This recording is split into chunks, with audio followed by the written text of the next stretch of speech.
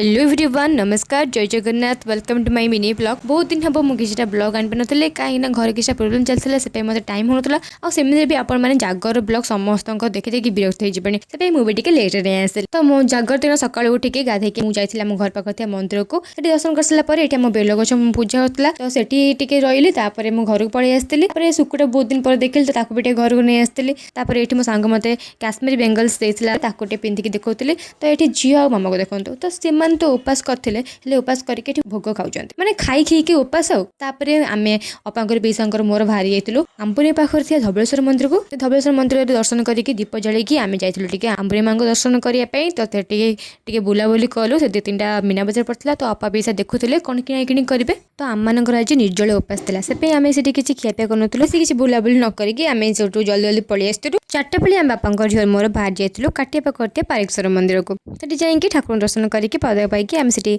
बुलाबुली करके आम से पलि आसलु घर पे टुंक को देखते सेपटे संजय दे जाऊे ये ठाकुर जुआर होचे शिख दाढ़ जो शिखी रात आम घर पाखे मंदिर में ये बहुत लेट्रे महादीप उठे एमतीका रात 2-3टा महादीप उठे से किसी प्रोब्लेम गाँव हो तो आमर 10 10 रात महादीप उठी से आम समस्त जाइलु आम से भोग पाई पलि आसलु घर को तो जल्दी जल्दी महादीप उठला जल्दी जल्दी आम खाई जाइलु महाशिवरात्रि दिन किसी एमतीका पुणी देखा नेक्स्ट ब्लॉग रे रोचे जय जगन्नाथ।